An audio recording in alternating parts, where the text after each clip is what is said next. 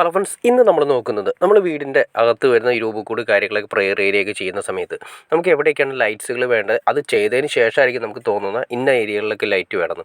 എന്നാൽ നമുക്ക് ഈ ആദ്യമേ തന്നെ തീരുമാനങ്ങൾ എടുത്തതിന് ശേഷം എവിടെയൊക്കെയാണ് ലൈറ്റ്സ് കൊടുക്കുന്നത് എന്നുള്ള ഡീറ്റെയിൽസ് വീഡിയോ നമ്മളിന്ന് കൊടുത്തിരിക്കുന്നത്. അത് പല രൂപക്കൂട് പല രീതിയിലായിരിക്കും. എന്നാലും നോർമൽ ലെവലിൽ കോമൺ ആയിട്ട് വരുന്ന കുറച്ച് ലൈറ്റ്സുകളുണ്ട്. അതായത് രൂപക്കൂടിലെ മെയിനായിട്ട് വേണ്ടതെന്ന് വെച്ചിട്ടുണ്ടെങ്കിൽ LED സ്ട്രിപ്പ് നമ്മൾ സൈഡുകളിൽ കൊടുക്കാറുണ്ട്. അത് കൂടാതെ ഫുൾ ടൈം, അതായത് നമ്മൾ ഫുൾ ടൈം രൂപത്തിൻ്റെ അടുത്തേക്കും പ്രയർ ഏരിയയിൽ ഒരു ലൈറ്റ് നമ്മൾ ഫുൾ ടൈം തെളിച്ചിടാറുണ്ട്. അപ്പോൾ അതിന് സെപ്പറേറ്റ് കണക്ഷൻ നമ്മൾ കൊടുക്കണം. ഇത് സാധാരണ കൊടുക്കാറില്ല. കാരണം വെച്ചാൽ LED സ്ട്രിപ്പ് മാത്രം കൊടുക്കും. LED സ്ട്രിപ്പ് ഫുൾ ടൈം തെളിഞ്ഞെടുക്കുന്ന ഒരു അവസ്ഥയായിരിക്കും. പക്ഷേ അതിനേക്കാൾ നല്ലത് ഏതെങ്കിലും ഒരു ചെറിയ ലൈറ്റ്സ് എപ്പോഴും തെളിഞ്ഞെടുക്കുന്ന രീതിയിൽ നമ്മൾ കൊടുക്കുകയാണെങ്കിൽ ഏറ്റവും നല്ലതായിരിക്കും. അപ്പോൾ അതിന് സെപ്പറേറ്റ് ലീഡ് കൊടുത്ത് സെപ്പറേറ്റ് സ്വിച്ച് കൊടുക്കുന്നതാണ് ഏറ്റവും നല്ലത്. പിന്നെ നമ്മൾ മുകളിൽ കൊടുക്കുന്ന ലൈറ്റുകൾ ഉണ്ടെങ്കിൽ അതിൻ്റെ ലൈറ്റുകൾ, പാരൽ ലൈറ്റ്സ് ഉണ്ടെങ്കിൽ അതിൻ്റെ ലൈറ്റ്സുകൾ സെപ്പറേറ്റ് ലീഡ്. അങ്ങനെ ടോട്ടലായിട്ട് വരുമ്പോൾ ഏറ്റവും കുറഞ്ഞത് ഒരു 3 ലീഡ്സ് എങ്കിലും നമ്മൾ ഈ പറയുന്ന പ്രയർ വരുന്നതാണ്. അപ്പോൾ നമ്മൾ അതൊക്കെ എങ്ങനെയൊക്കെ കൊടുത്തതെന്നുള്ള ഡീറ്റെയിൽസ് നമുക്ക് ഇപ്പം നോക്കാം. ആദ്യമേ തന്നെ പ്രയർ ഏരിയ വന്നു, അതിൻ്റെ താഴെ ഒരു സ്റ്റെപ്പ് കൊടുത്തു. പിന്നെ അതിൻ്റെ സെൻട്രലായിട്ട് നമ്മൾ ഇവിടെ വയ്ക്കാൻ ഉദ്ദേശിക്കുന്നത് 3 സ്റ്റാച്ചു ആണ് വയ്ക്കാൻ ഉദ്ദേശിക്കുന്നത്. ഏറ്റവും ടോപ്പിലുള്ള ഹൈറ്റ്, അതിന് ശേഷം 2 സൈഡുകളിലായിട്ട്.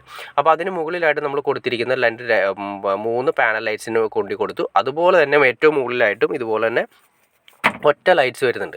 ആ ഒറ്റ ലൈറ്റ്സിനും ഒരു ലീഡ് കൊടുത്തു. അപ്പോൾ ഏറ്റവും മുകളിലുള്ളതിന് ഒറ്റ ലീഡ്, ഒരു ലീഡ്, താഴെ വരുന്ന ഈ 3 2 സെപ്പറേറ്റ് രണ്ടാമത്തെ ലീഡ്.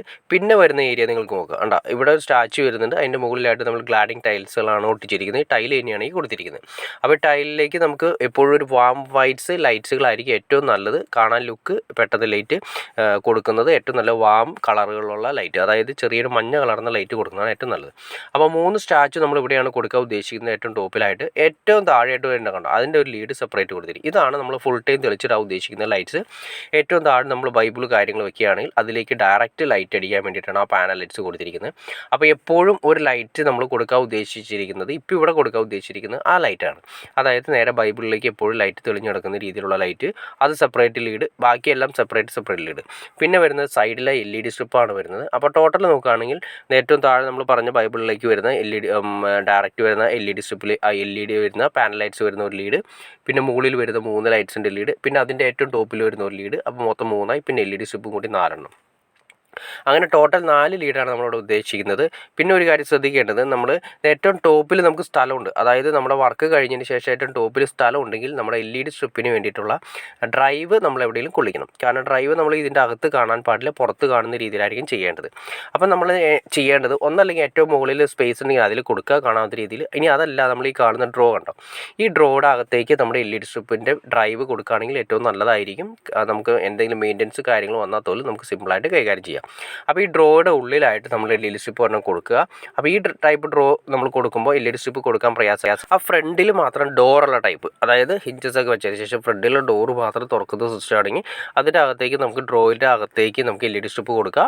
അപ്പോൾ അതിലേക്ക് LED സ്ട്രിപ്പിൻ്റെ പോയിൻറ്റ്, ആ LED സ്ട്രിപ്പിൻ്റെ AC പോയിൻറ്റ് വരുന്നത് ആ ഡ്രോയുടെ അകത്തേക്ക് കൊടുക്കുക.